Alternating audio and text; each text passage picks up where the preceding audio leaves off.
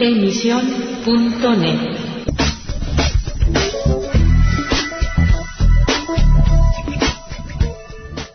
Hello again and welcome to Letter from England, broadcasting for AC Press and the Spanish Evangelical Alliance. My name is Jonathan Dawson.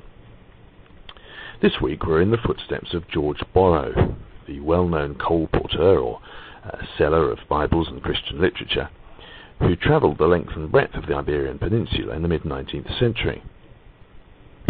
His most famous work, The Bible in Spain, recounts in much detail and with a certain humour the many adventures he encountered and the many dangers he faced as well, as he sought to spread God's word in that needy time, and in a land in which the Bible was not only virtually unknown, but also in the face of much persecution and opposition from the established Catholic Church, many of the priests of which didn't want the Bible put in the vernacular and in the hands of the common people. His story has come down to posterity through his writings, and especially his wonderful evocative, The Bible in Spain, but there are others as well. And they recount his wanderings. It was published in English in 1843 and became a bestseller, though the Bible Society with whom he'd come to Spain, under whose auspices he was working for them, weren't entirely happy.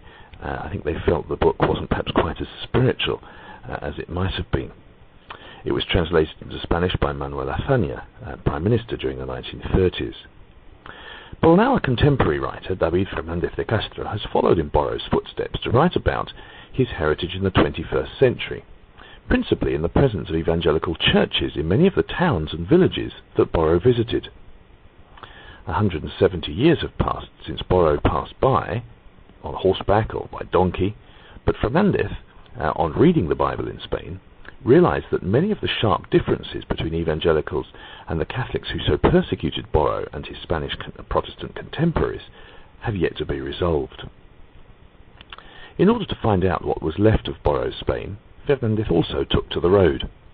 His journey led him from Santiago de Compostela to Cádiz, from the shipwrecks off the Galician coast to the shores of which the Battle of Trafalgar was fought.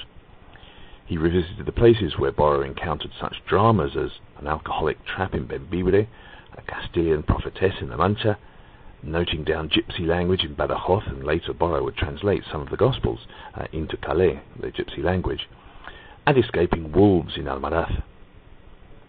Well, Fernández is unashamedly secular in his outlook, but among his Borrovian friends who helped him in his search is the English Brethren missionary Ken Barrett, who ministers near Madrid. Fernández's description of his visit to the home of a Protestant pastor and the nervous anticipation that he and his companion experienced before calling there is one of the more humorous moments in this travel book, a touch which certainly would have appealed to Borrow himself, who was no stranger to humour in his writings either.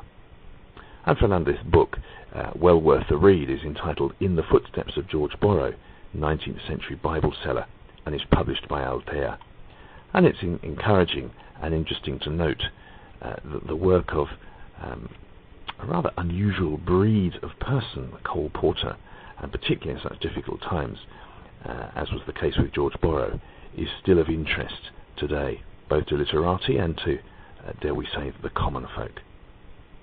Thank you for listening to Letter from England, broadcasting each week at emission.net. Goodbye. Emisión.net